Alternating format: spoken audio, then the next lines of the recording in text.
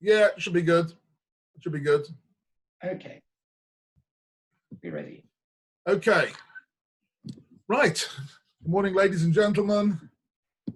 Wonderful to see you all here. Lots of familiar faces and getting together in Yerushalayim to learn a bit of Torah together and discuss issues which are important to all of us. So this particular course, we're looking a bit closer at Tefila. Tefila is an activity which is familiar to all of us. Interestingly, in recent times in the Corona environment, our Tefila has taken on a different shape in a certain way, right? We are very much accustomed that Tefila is done in some sense with the community, with the shul, with the backing of the singing and the shliach tzibur and all the supporting environment of a community and a shul has been cut off from us in the last 4 months. And it's not easy. Tefillah itself, I think anyone who's tried davening in the last 4 months by himself in the room alone, without any communal supports, I think experiences just to what an extent we are generally dependent on the energy and the inspiration and the music and the ideas and the communal feeling of Tefillah. I'm hopefully, Bez Hashem, Hadron Aloch, we'll get back to it in the near future, although exactly when that will be at the moment seems to be not so clear to anybody. But what I showed you last week, just to remind you, what I showed you last week was the Rambam, who brings us a little bit, one of the great achievements of the Rambam. The achievements of the Rambam are so profound and so deep in their understanding of Torah and Jewish life that whatever the Rambam touches in his writings, he transforms for us.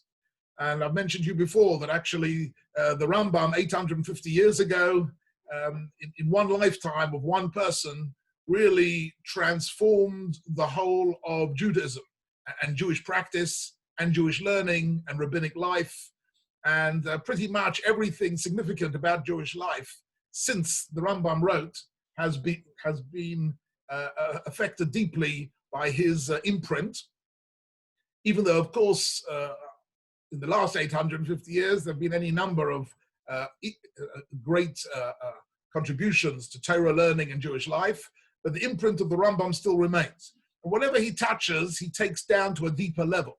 So he starts talking about Tefillah and the laws of Tefillah. So if you look, for example, by contrast, if you look in the Shulchan Aruch, when it speaks about Tefillah, it simply says, well, Shachris, you daven this, Mincha that, Ma'ariv the other, takes us through all the do's and don'ts, gives us a list of practice in the Shulchan Aruch. But the Rambam, before he does that, he takes us down to basics. And he says that even before we get to any of the technical details of what's written in the Siddha and who wrote and how to daven and when to daven and what to say, it's important to know that the mitzvah itself is, and this is his definition, which he takes from the Gemara and Tainis, avodah shebelev. The essence of tefillah is avodah shebelev. And both of these two words are crucial. Both the word avodah and the word leiv. Avodah means that when we're engaging in a tefillah, we're engaging in an activity which is designed to express our status as an Eved Hashem. And we're going to be looking at that a bit more closely today. But avodah expresses the idea of our accepting our subservience to God and our acceptance of our obligations to HaKadosh Baruch Hu and our dependence on Chazdei Hashem. This is part of Tefillah. And I mentioned to you last week the famous Mishnah in Pirkei Avos, Al Shlosha Devarim Ha'olam Omeid, Al Torah, Al Avodah, Al Gemilas Chasadim. And the Mishnah there says that Avodah, in this case, meaning Tefillah, is not just, if you like, another one of the 630 mitzvahs. It's one of the 3 pillars on which the whole of Jewish life rests. that if one of them, like a table with three legs, if one of them is not working, then the whole thing falls to pieces. So Torah, Avoda, and Gemilas Chasodim work together as one integrated unit, right? Where the Gemilas Chasodim is Ben Adam Lachaveiro, the way we relate to other people, and Avoda is the way we relate to God, is our ability to stand before HaKadosh Baruch Hu and see ourselves as Avdei Hashem. That is the essence of Tefillah. And the third is Torah. And I mentioned to you last week the beautiful idea of the Maharal, that actually if Torah, if Avoda is Ben Adam Lamoko and Gemilas Chasodim is Ben Adam Lachaveiro, then there is a third category, says the Maharal, of learning Torah, which is Ben Adam La'atzmo, obligations that a person owes to himself or to herself to become a better person, to become more knowledgeable, to deepen our wisdom and deepen our understanding.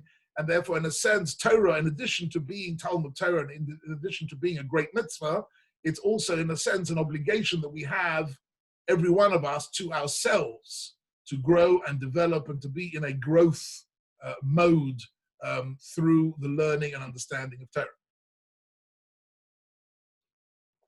Excuse me, this is my breakfast coffee, which I've not had time yet this morning to have.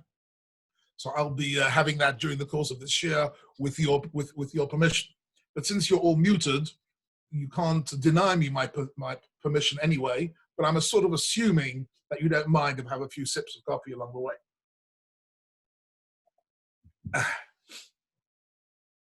So what's interesting, where I left it off last week, is at a very interesting point in the writings of the Rambam, and in 2 minutes, I'll share the screen with you and we'll look at the Rambam, the text of the Rambam inside.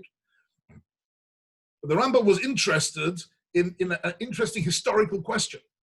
And his question was that if the Torah was given to us, let's say roughly 3,500 years ago, right?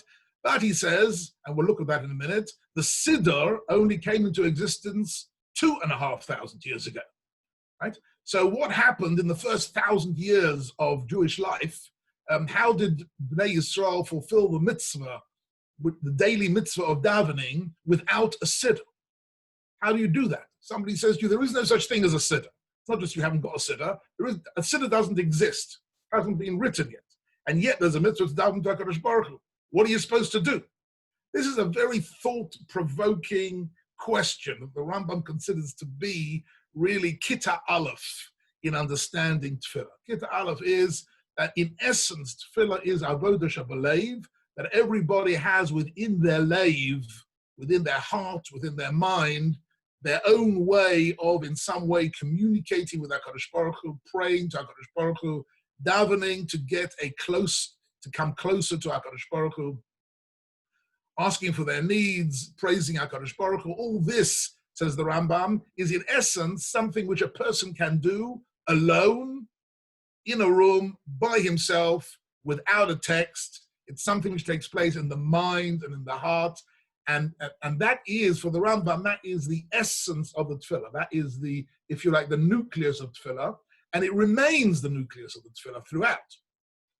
It's just that 2,500 years ago, that was after the Jewish people had lived for 1,000 years in the land of Israel, and now they were exiled for the first time from the land of Israel. After 1,000 years of living through what's called the biblical era, they lived in the land of Israel. There was destruction of the first Beis HaMikdash.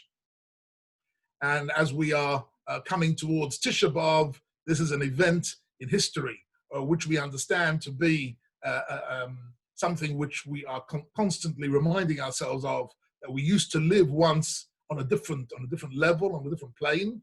But after the destruction of the first Beis HaMikdash, the Jewish people lived in the diaspora, and since then, they've been living in the diaspora.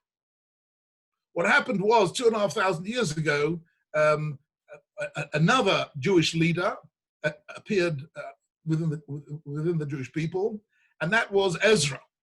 Right? And we are familiar a little bit. I've mentioned this once before in a shir, that I think everybody should familiarize themselves with the story of Ezra. Of all the stories in the Tanakh, the story of Ezra, which you can read an English translation of the book of Ezra and Nehemiah. Incidentally, we have them as two books in all our editions of Ezra and Nehemiah. They were originally only one book. They were divided by Christian scholars into two books, but actually from a Jewish point of view, Ezra and Nehemiah is one sefer, and it describes the events of 2,500 years ago, which is really the events of Shivat Zion, of a return to Israel, but it was a return to Israel with a difference. And here comes the crucial difference. Ezra returned to Israel and restored the Bet Mikdash and restored a Jewish presence in Yerushalayim and in the whole of Israel, but he restored it with a new awareness. And his awareness was that the majority of the Jewish people for the foreseeable future will be living in the diaspora, even though he has come back to Israel, but Jewish life will continue in the diaspora. And that for Ezra was a major shift in the whole mindset of rabbinic life from the last 2,500 years. And a new challenge emerged, and that was, how does one preserve Jewish life surrounded by a hostile, non-Jewish culture? When I say hostile, I mean on two levels. They could be hostile on a physical level, simply anti-Semitism, but it's hostile also spiritually. Spiritually, all different values and different norms and different cultures, which will all erode away Jewish life. How is it possible to preserve Jewish life for millennia living in the diaspora? And he seems to have known, Ezra, that this would last a long time. And here we are, 2,500 years later, and we are still benefiting from the innovations that Ezra initiated. Now, I could give a whole series of shiurim on Ezra, because the innovations of Ezra are mega. Just to touch on one of them, which is not connected at all to our theme of Tefillah, and that is Ezra was the person who really created the final text of the Tanakh. In other words, Ezra decided on the, if you like to borrow a non-Jewish phrase, on the canonization of the texts of the Tanakh. It was Ezra who decided that that's it. These are the Esrim Ba'arba, the 24 books of the Tanakh, and this is it, and it's now closed. There is not going to be any additions to the Tanakh ever, right? So Ezra took all the writings of the Nevi'im and the Ksuvim of Shlomo and David and Daniel and Esther, and he decided on the final text. So the book, which is probably the most precious book that we have on our shelf, the book of the Tanakh, was edited. When I say edited, I use that in a very general sense. It was really collated, maybe rather than edited. He didn't edit the text, but he collated and he closed the Tanakh and gave us that canonization. Anything that was written later was considered to be apocrypha, was considered to be something outside of the Tanakh. Books like the Sefer HaMakkabim and books of those nature didn't make it. Anyhow, but that's not our topic for the moment. But Ezra did do something amazing, and we're going to have a look at the Rambam now. We're going to learn a few lines of Rambam together, because the Rambam really, as always, gives us the essence of the ideas in the shortest possible format. So now I'm going to see if I can find this. Just bear with me for one moment. Bear with me for one moment. No, that's not going to work. Just bear with me for a minute. I'm still only in Kitab Bet when it comes to the second. No. All right. Seconds. Okay. Can anyone see? Can you see a text on the screen? Give me a thumbs up if you can see a text. No, you can't. All right. So let's try that again.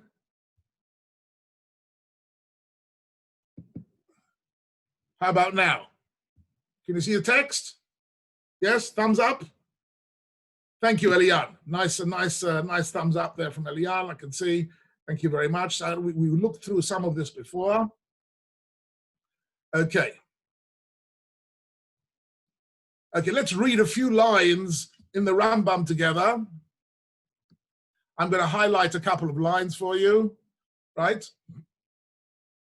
So he writes as follows. Everybody with me? We're just going to look at a few lines here in the Rambam. So, but okay, maybe let's just go back here a little bit. So he says here,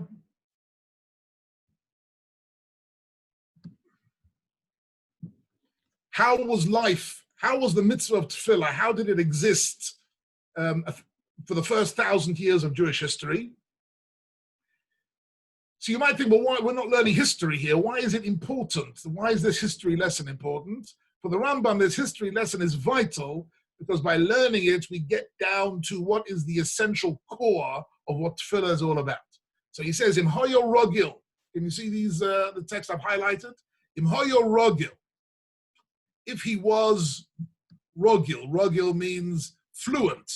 If a person is fluent and is expressive, what we would call creative, and able to, in a sense, write his own tefillahs, marbe betchino bakasha, he would daven a long tefillah, he would say all the thoughts and the ideas was on his mind. Bim hoya orels fosayim, bedabe kefi yacholto, mcholei shirtze. He used to be able to, somebody who wasn't so prolific and not so creative, he would daven, can you see I've highlighted here, kefi yacholto. Everybody davened a tefillah which represented their level of intelligence, their level of creativity. They knew that to stand before God and say something, but what they said, not everybody knew what to say. And they did. When did they daven? So he says, b'chol eis she'yirtze, any time that he wanted to. In other words, we didn't yet have any fixed times of tefillah. V'chein, he says, minyan ha-tefillah is kolei shecholta. The amount of times you davened per day was up to you. Depends on how you felt. If you're in a very spiritual frame of mind, you could daven several times a day. For the Rambam, one tefillah daily is the halachic minimum. So that's what he says here. Yesh mispalel. When I highlight these texts, can you see the highlighting? Yes? Can you see the highlighting? So he says, Yesh mispalel pam achas bayom. Some people got up in the morning, davened 5 minutes, said what was on their heart, stood before HaKadosh Baruch Hu, and got on with life. They daven pam achat bayom. Yesh mispalim pamim harbe. And some people davened many times. V'hakol yiyu mispalalim nochach hamikdash b'chol mokem sheyiyeh.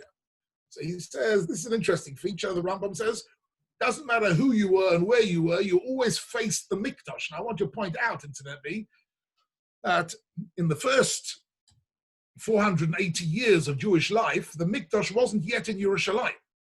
The mikdash was in Shiloh, was in Gilgal, was in various different places. Didn't matter where the mikdash was, wherever you were in Israel. And don't forget, there were no Jews outside of Israel. There was no diaspora. For the first 1,000 years, the Jewish people lived in Israel, full stop. Right? When Elimelech in the story of Rus goes out of Israel, this was a major break with Jewish life, and immediately both his sons marry out, and there was no way of preserving Jewish life outside of Israel. It says,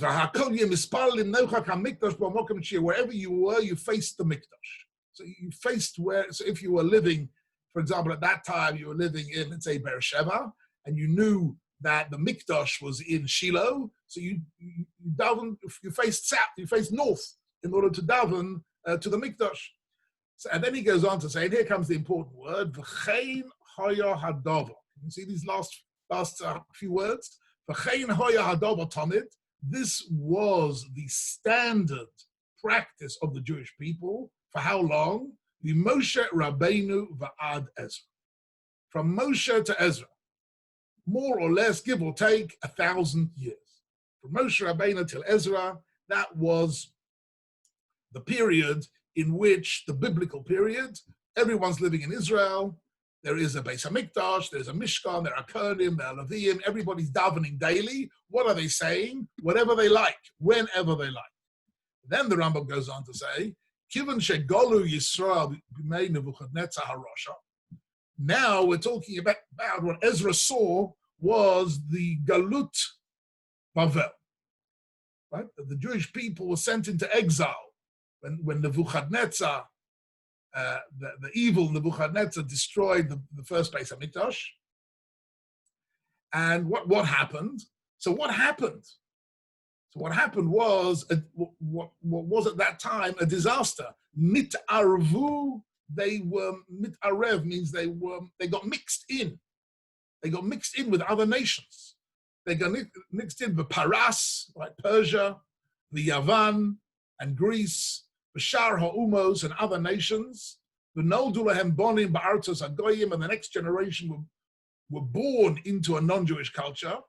The Osan Habonim Nisbalbalu Sefasa. And these next generation didn't have a clear language to know how to daven. They spoke a mixed up language. Right? He didn't know how to speak properly in one language. Shibush is shibush means mishubash, means it's sort of confused. The language was confused. They grew up at home. They spoke one language. In the street, they spoke a different language, and they didn't have a language in which to daven to HaKadosh Baruch Hu, right? And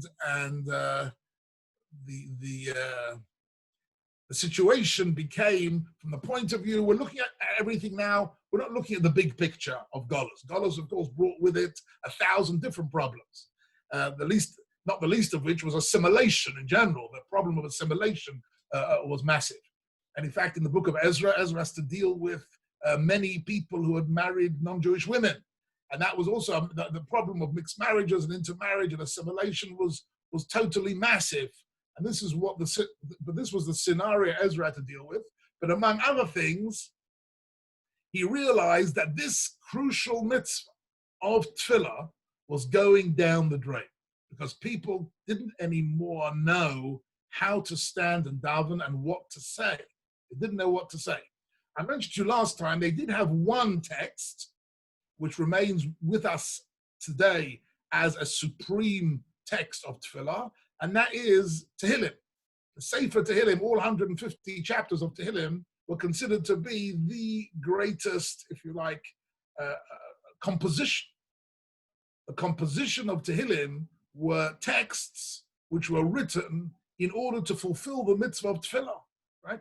And each chapter of Tehillim contains an immense spiritual and emotional power, which people, earlier generations knew better than us. I think in earlier generations, if people were if people had stressful times and difficult times, they would reach for the Tehillim and sit and learn Tehillim.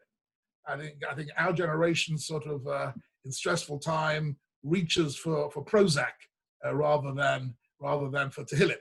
It's a slightly different approach to life. But I think the original Jewish view was, if you're having tzaros, the Sefer Tehillim. Sit down with the Tehillim, communicate with HaKadosh Baruch Hu, communicate with your own neshama, and Tehillim is magic. For people who have never experienced it yet, should try it sometimes. Open a Sefer Tehillim almost at random. Use a translated Sefer Tehillim, and just get a feel for the beauty of the language and the spiritual emotion which is expressed in Tehillim is actually second to none. But look what the Rambam here says. The Kivin Shera'a Ezra or Beidino Kach. Ezra and his Bezdin. So here for the first time he mentions that Ezra, of course, never functions alone. Ezra has a Bet Din. And who was his Bet Din? I mentioned you last week. His Bet Din was Anshe Knesset Hagdolah. Anshe Knesset Hagdolah was a collection, according to the Gemara Megillah, of 120 different Rabbonim. No mean feat to bring together 120 different Rabbonim. So some of you know Rabbonim, you will know that 120 different Rabbonim getting together and getting them to agree on something is actually almost in the world of miraculous. But Ezra had a Bezdin of 120 Rabbonim, which incidentally included 3 Nevi'im, Haggai, Zechariah, and Malachi. those three Nevi'im were all members of the Anshe Knesset Gdola, and there were other people who were well known to us, who were members of this Anshe Knesset Gdola. One of them was Doniel, the other one was Mordechai HaYehudi. There were quite a few very exceptional individuals who were members of his Bezdin, and they got together and they decided together that we need to reconstruct the mitzvah of Tefillah. Tefillah is going to be lost if we leave it another generation. Tefillah was going to be lost. So look at this, the line that I've highlighted here. Kivan Shera Esdo Bezdino Kach. They saw the current situation, meaning the life in the diaspora, the loss of the command of a clear way of expressing oneself to God. Omdu v'tiknu lahem shmona esrei brachas ala sefer. The first thing they instituted was what we call the Shmona Esra, right? The Shmona Esra, oops, not quite sure what happened here. Anyhow, this paragraph is what I was looking at.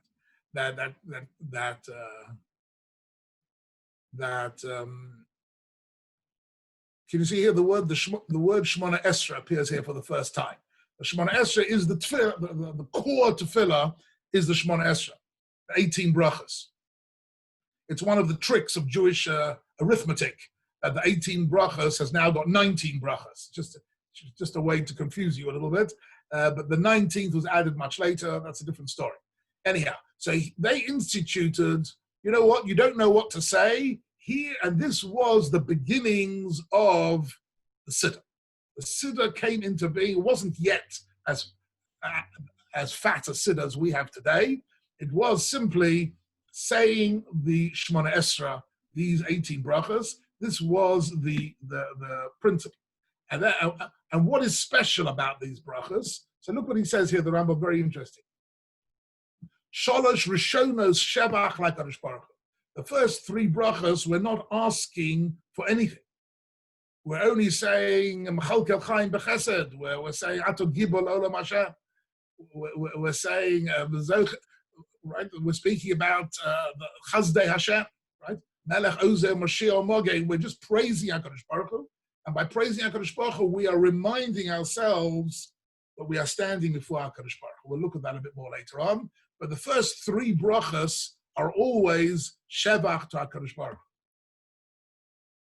In fact, I must tell you, there was a very big rabbinic debate, more than a debate, a polemic actually, regarding the Aseret Yemei Teshuvah, that there was a group of Rabbanim who wanted to introduce in the first three brachas of Shemona Esra certain requests, like, for example, Zachreinu l'chaim, melech chofetz b'chaim, chosveinu b'sefer hachayim. And there were other Rabbanim who said, what are you talking about? The Rambam wrote that the first three brachas are only praise. We don't ask for anything. And yet, this custom, as we all know, has remained with us. During Aseret Yemei Teshuvah, we add in small requests, but these requests are requests for life and with an awareness. Some of the Rishonim wrote that the reason these are introduced during Aseret Yemei Teshuvah is it's true the first three brachos should only be praise, but actually during Aseret Yemei Teshuvah, it's the Yom Adin, it's Pikuach Nefesh, one of the Rishonim writes. It's Pikuach Nefesh. Our lives are on the line. The lives of the whole of Klal Yisrael and the world, in fact, is being judged. We have to daven for our lives. Zachreinu l'chaim. Anyhow, that's a bit of a different topic at some other point. Shalosh Rishon Shavach, and then the last three, the Shalosh Achronos Hodoya, the last three brachas are simply giving thanks, right? Modim anachnu loch, right? Atov shimcha l'chono el hodos, and then v'emtsoos, right? This word v'emtsoyos, emtsoyos are the middle brachas, starting with atachonein la'odom das and ending with Baruch Atah Hashem Shomei Tefila. These are 12 brachas, now they're 13, originally 12 brachas, which capture all, what are they, these middle brachas? Yesh Bahem She'elos Kol Hadvorim. They are really they include all our needs. Shahein kemo ovos, the kol cheftzei ish, the ish, the tzarchei hatzibur kol. These are like ovos, meaning these are major categories. The kol cheftzei ish for ish. All the needs of a person can be summed up in these 12 brachas, whether they are needs for assistance, atachonin or das. Sometimes you need to make a difficult decision. You need to use your brain and use your thought processes exceptionally, and that's a tefillah. Sometimes you need refuah, sometimes you need parnasa. These are all the general needs of the community are summed up in these 12 brachas. Tzorchei hatzibur kulam, right? And then he says, Kedei sheyiyu aruchos b'fi hakol. Right? And the goal of Ezra was that everybody should have access to a perfect tefillah. Instead of mumbling through something with jumbled up words and not knowing how to address HaKadosh Baruch Hu, everybody now has a text. Yilamdu oson v'tiyah tefillas kol ha'eleh ilgin, tefillah shlema, ketefillas b'alei halosh ha'tzacha. Everybody has a wonderful text to daven for. And then he goes on to say, "Umipnei Indians there tiknu kol habrachas."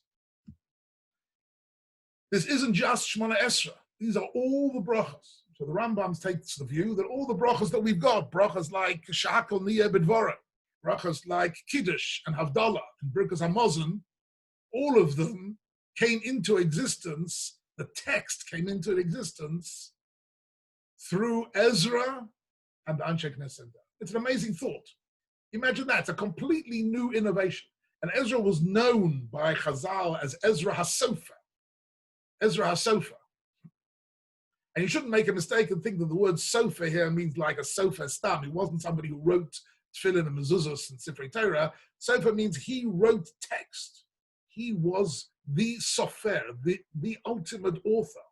And in a sense, his ultimate authorship expresses itself, I think, more in the Siddha and the brachas that we've got, more than anything else. And the depth, and what's interesting is, if we understand that the text of our tefillah was written by Ezra and Anshe Knesset Gedolah, then what we understand then is that the text of our tefillah is worthy of study at the same level as, say, for example, the Mishnah. How do we learn a Mishnah? We learn every word with 10 different commentaries and we analyze it, and the Gemara analyzes an extra letter, an extra word in the Mishnah. The text of the Tefillah should be seen and in the same light. It isn't a simple text. It was a text that was put together with a tremendous thought and with a tremendous depth of meaning. And we're going to be looking, please God, at some of that meaning as we go along. But it's important to know. It's important to know exactly how the Siddha came into being and why it is so precious to us, right? So arguably the two most precious books that we have on our bookshelf is the Siddha and the Tanakh, both of which came to us through the pen of Ezra HaSofer 2,500 years ago. Of course, the Chumash was all Nevuah and Moshe, from Moshe Rabbeinu and Yeshaya and Yirmiyah, etc. But Ezra put it all together and collated it into a final formula. But the Siddha, he wrote from scratch. The Siddha was written with a blank sheet, started from scratch. What is the way to speak to HaKadosh Baruch Hu? Which words contain the deepest thoughts and the deepest ideas for Klal Yisrael? Okay, I'm not going to go into all of this now, but the Rambam now goes on to say that in addition to giving us a text, he also gave us, okay, let's have a look here, this one here, v'chein, when he says v'chein, he means and similarly. Similarly, this was part of the innovation of Ezra 2,500 years ago. Tiknu she'em minyan hatfilas keminyan hakarbonos. Another one of the takanos of Ezra was that not only here's the text, but there is Shacharis, Mincha, and Ma'ariv.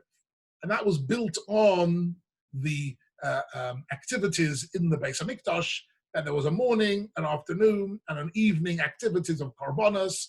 So they used the structure of the Beis HaMikdash, which at that point no longer existed. Ezra was in the process of trying to rebuild the Second Temple, but when he wrote this, what he wanted to do was preserve the structure and remind us every day of our lives of the Shachris, Mincha, and Ma'ariv in the Beis HaMikdash.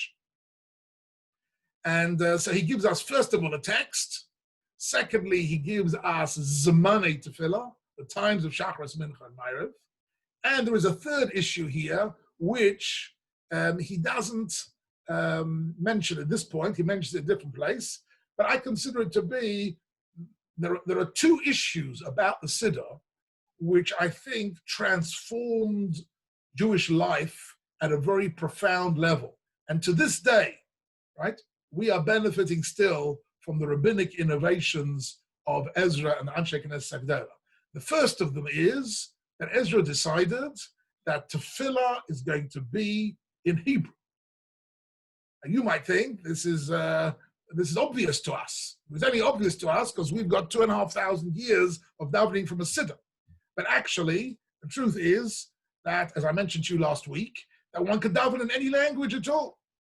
If you understood correctly, let me go back for a minute to the screens.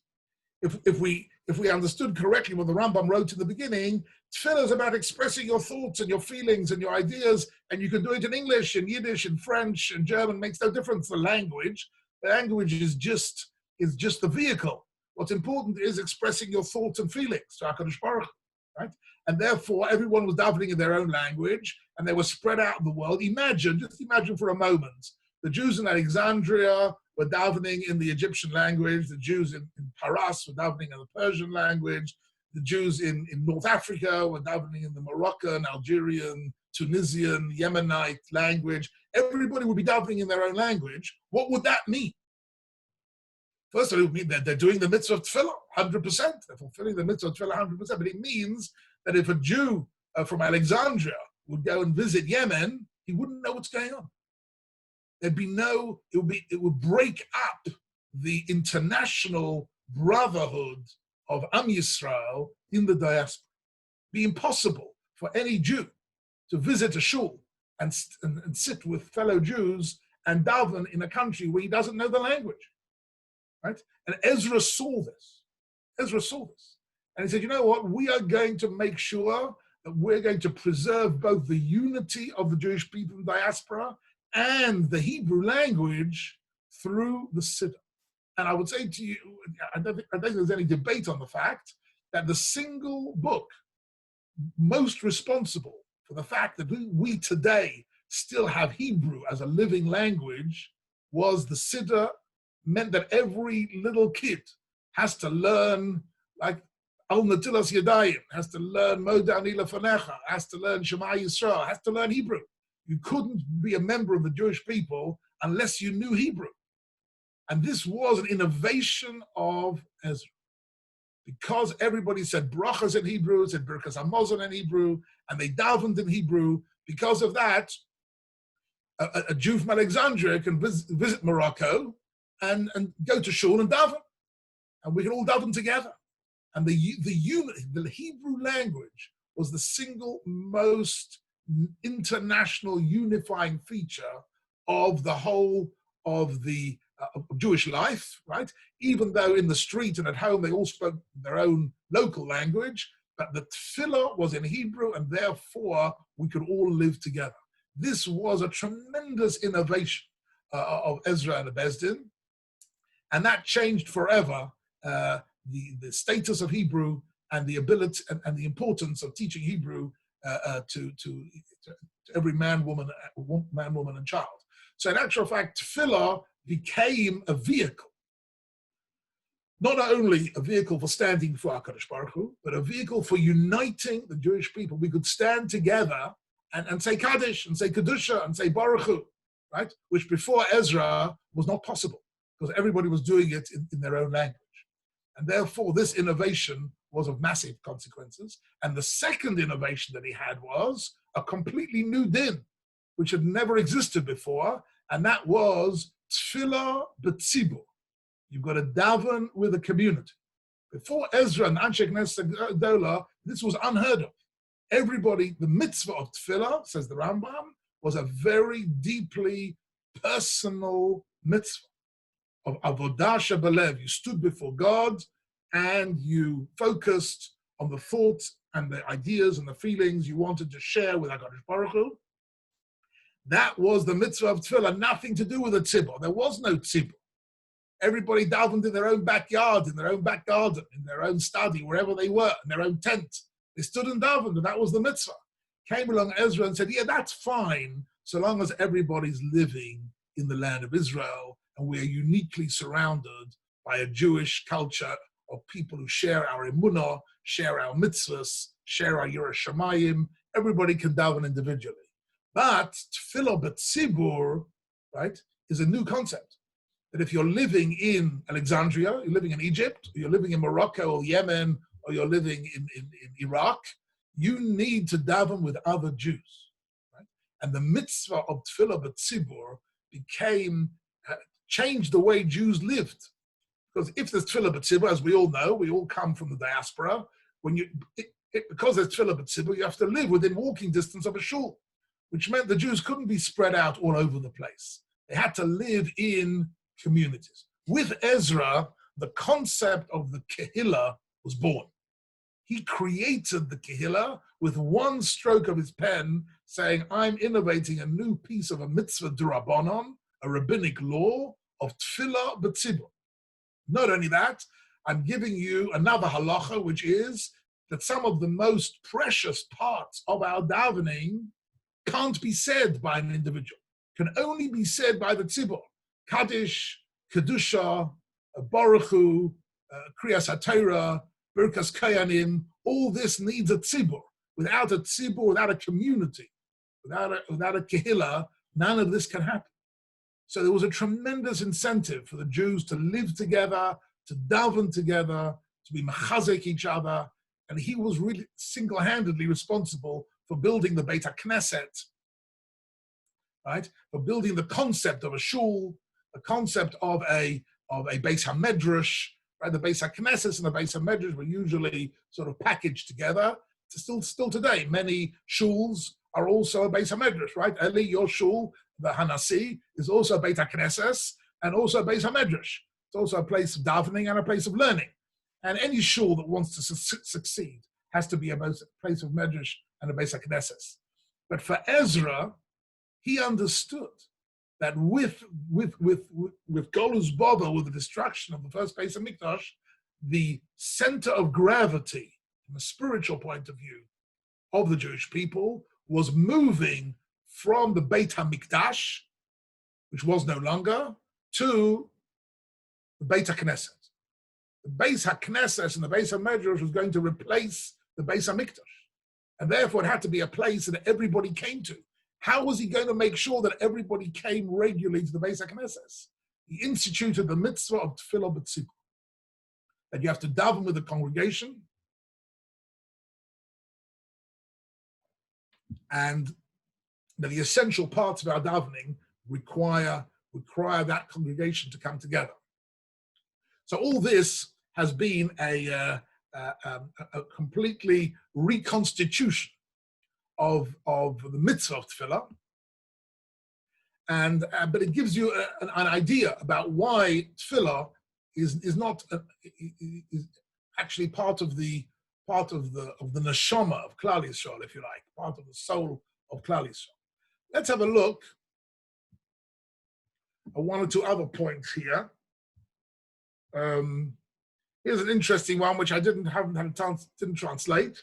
I just want to give you an idea of some later statements, right? So now I'm fast forwarding from Ezra, 500 years later, after the destruction of the Second Temple, right, which we're also commemorating on Tisha B'Av. So we're living at the time of the Tanoim, right? So there was in the early time of the Tanoim, there was Rabbi Eliezer HaGadol, one of the great authors of the Mishnah, who appears in the Mishnah many times, and the Gemara tells the following beautiful story. Right? Can you see this? This story is in the Talmud Bavli, Maseches Brachos, Daf Kaf Ches. But just to give you an idea, where Tefila, the role Tefila played in the minds of Gedolei Yisrael. Tana Rabbanon, Shechala Rabbi Eliezer, sorry. Incidentally, Rabbi Eliezer was the Rebbe of Rabbi Akiva, right? And Rabbi Akiva learned Torah from Rabbi Eliezer. So Shechala Rabbi Eliezer was ill. And when the Gemara says he was ill, in this particular context, it means he was basically on his deathbed. He was at the end of his life. He was actually, right? He wanted to see his Talmidim for the last time. He wanted to say goodbye to his Talmidim on his deathbed. Says the Gemara, Nichnasu Talmidov Levakra.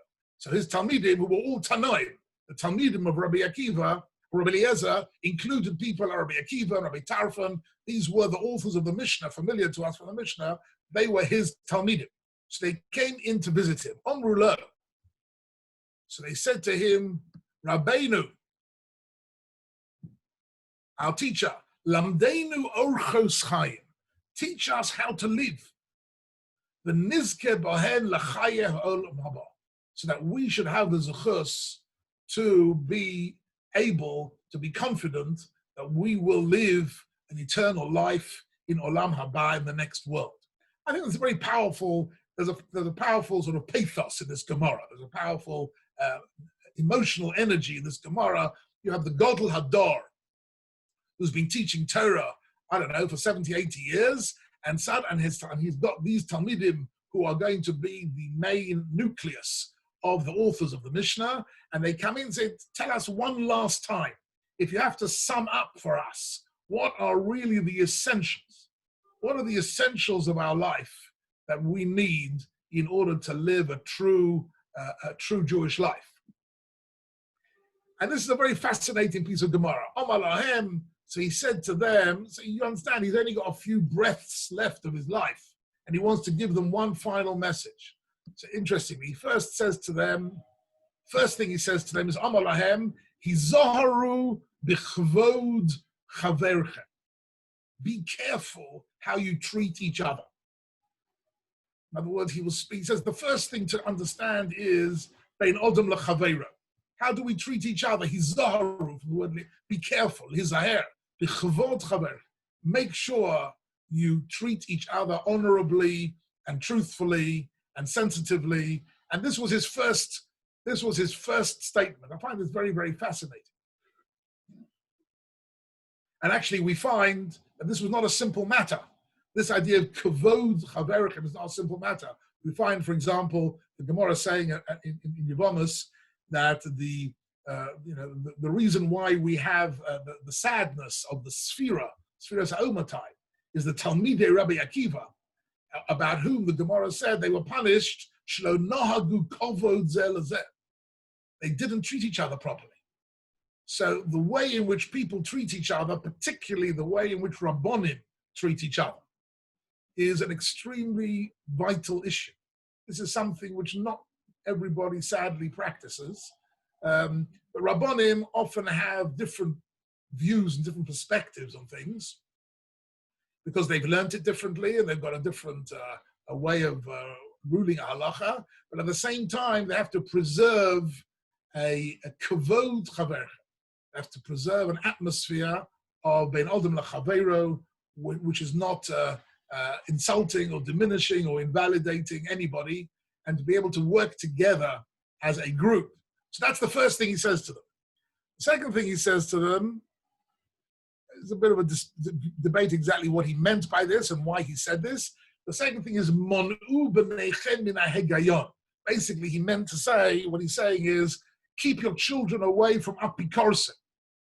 In other words, he was living at a time when there was a lot of apikorsim around, right? The early Christians, the sectarians, the various different sectarian groups of apikorsus. So he says, be careful that your children don't get influenced by the apikorsim around, which is a piece of advice which is still pretty good for us today as well, right? To make sure our children are not too heavily influenced by a culture which doesn't share our emunah and Yirah Shamayim, menu b'neichem min hagoyim. And then he says, "Hoshivum bein biruchei talmidei chachomim." Make sure that you bring your children in contact with talmidei chachomim. Make sure that they are learning Torah. Make sure that your children connect with people of Jewish knowledge, people of spiritual, who lead a spiritual life. So the first thing he speaks about is ben odom lachaveiro. The next thing he speaks about is how to look after your children, keep them away from apikoros and teach them Torah. And then he speaks about tefillah. Interesting. Don't forget, he's giving them, if you like, the quintessence of his wisdom. And he's saying, you want to live a life of olam haba, then you first got to look after each other and ben odom lachaveiro. Secondly, you have to learn Torah and keep a distance from heresy. And the third thing is you got to focus on your davening. And look at the way he writes it. I find it very fascinating. When you're davening, Du'u lifnei mi atem omdim. You've got to think carefully about who, in front of whom you are standing. In other words, and in fact, in many shuls, they've got this phrase, da, isn't that right? Da lifnei mi ata omed, which comes from here. This is the only place, as far as I know. This is the source of the phrase, da lifnei mi ata omed. Reflect on who you are standing in front of. When you're davening, make sure that you're davening with a full understanding and a full awareness that you're standing before HaKadosh Baruch Hu. Right? So these were his three pieces of advice. If you think about these three pieces of advice, they are really applications of the Mishnah that we learned last week of Torah, Avoda, and Gemilas Chassadim. Right? He says, learn and teach Torah, right? Avoda is the Tefila, and the Gemilas Chassadim is Hizaru B'Kvod Chaverich. In other words, this formula of Ben Odom L'Chaveiro first, and then Talmud Torah, and then Tefila, this is the package which appears again and again in the writings of the Torah, of Chazal in different formats. But I just found this particular story very evocative and very beautiful. And he invents this new phrase, da lifnei mi ata omed, because that really is the most difficult part of tefillah. Everybody who's honest with themselves knows that it's relatively easy to read Hebrew. You can open the Siddha and engage, sadly, if I can make a sad comment, is that too many people simply think that tefillah is an exercise in reading. Some people feel it's an exercise in speed reading. Right? Some shuls are all about speed reading. How fast can you read this paragraph? Right? You've got a paragraph of Tehillim in Pesukei Zimra. If you can do it in 22 seconds instead of 25 seconds, then you've really achieved something great. And I'm saying this sarcastically, of course. Tefillah is not about reading, and it's not about speed reading. It's about developing an awareness that we're standing before HaKadosh Baruch Hu, and that we have the ability to communicate with HaKadosh Baruch Hu, that he's listening to us, right? An idea which the secular atheistic world consider ridiculous. They don't understand it at all. They don't understand what we're doing when we're davening. They consider it all to be mythological, because they've never understood the depth of the Torah, of mitzvahs, and they've never learned Torah sufficiently well to understand that the secret of the Jewish people, if it wasn't for Tefillah and Beit Knesset and the Siddha, there wouldn't be Klal Yisrael. There certainly wouldn't be a Medinat Yisrael. Medinat Yisrael wouldn't exist, right? If there wouldn't have been Ezra and all the shuls and the Kihillas throughout the centuries preserving the language of Hebrew, preserving the unity of the Jewish people, preserving the values of Klal Yisrael. This has been the cornerstone, right, of the entire Jewish life. And our davening is at the heart of that. I've got a few minutes left. I'd like to have a look just maybe at some writings beyond maybe we'll have another look at a piece of text which is familiar to many of us from our morning davening, And this is from the Gemara in, can you see this? This is the Gemara in Shabbos Kuf Kaf Zayin.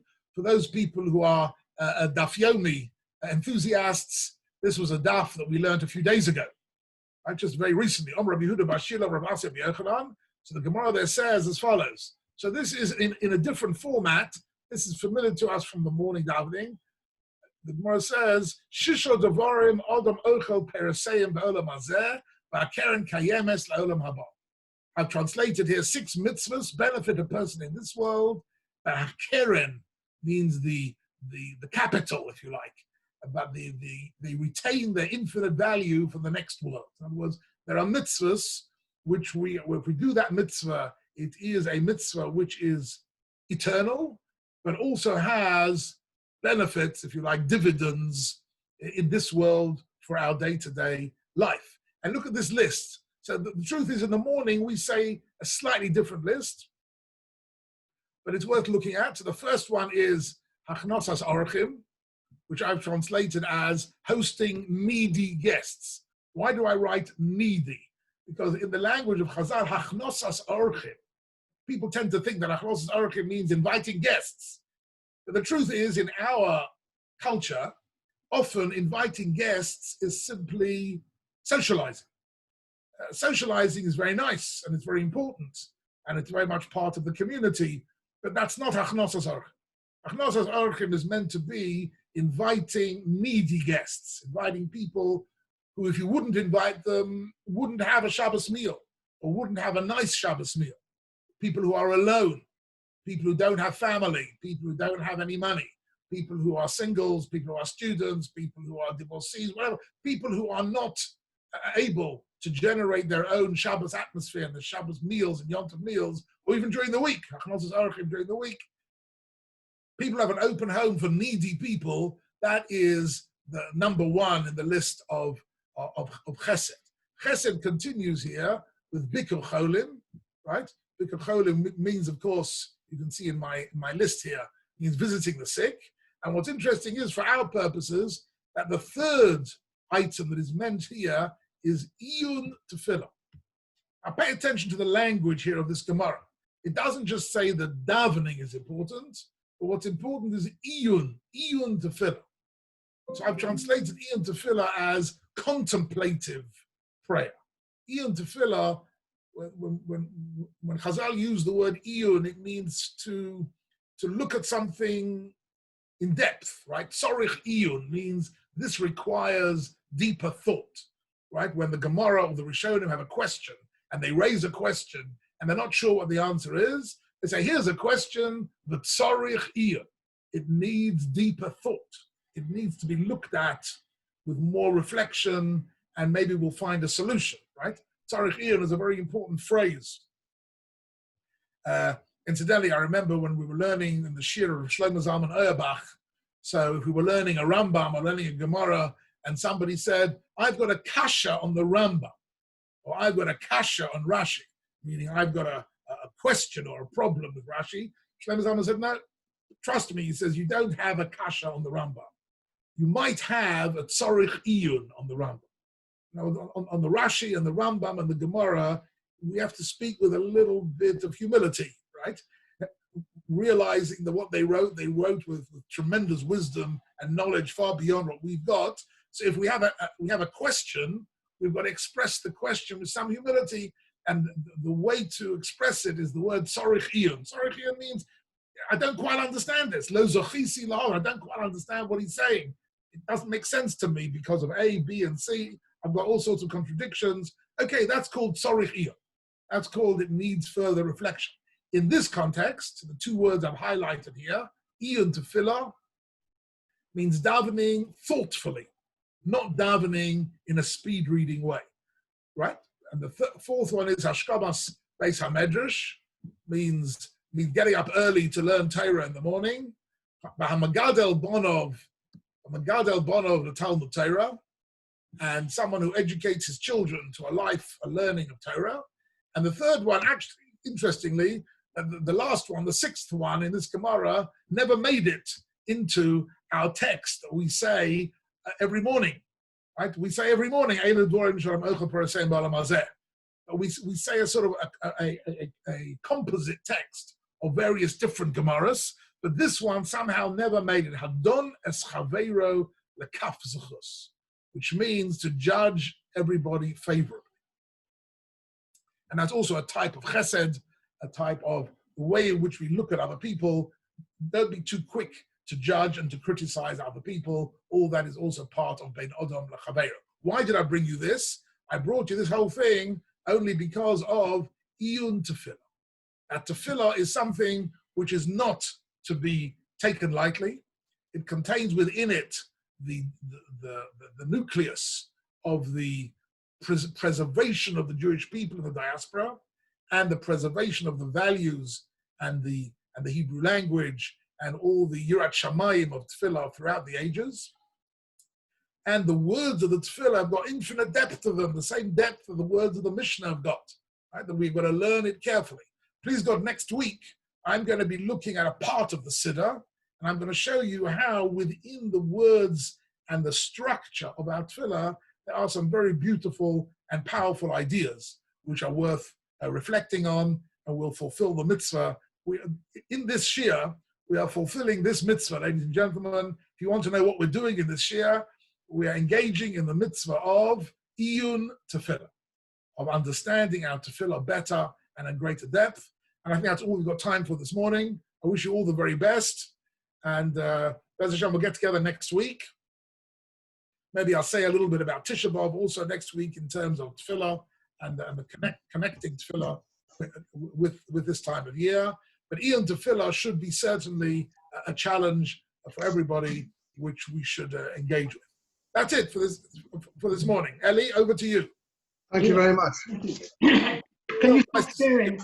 Can you stop sharing your screen a moment? There we go. Stop sharing my screen. That way I can unmute everyone. Right. Right. We're now unmuted. Muted. Everyone's unmuted. Thank you very much, Rabbi. Thank you. Thank you very much. Great pleasure. So nice to see you. Nice to see everybody here this morning.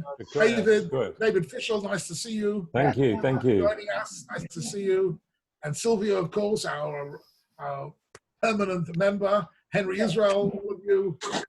Yeah, fantastic. Chaya Samson, the Samson family. Wonderful to see you. Always nice to get together, to learn a little bit together. And I hope these shiurim are of interest to everybody. Absolutely. Thank you. Thank you. Bye, everybody. Pleasure. We'll meet again, please God, next week. Oh, can I just say to everyone here, we are recording these shiurim. Beit Knesset Hanassi has a YouTube site, you might call it, channel, and you just have to go on to search Beit Knesset Hanassi, and last week's share of Rabbi Kimche will be there, and please God, later on sometime we'll upload this current share, but it's being recorded. Thank you very much. That's good to know. That's good to know, because a couple of people asked me about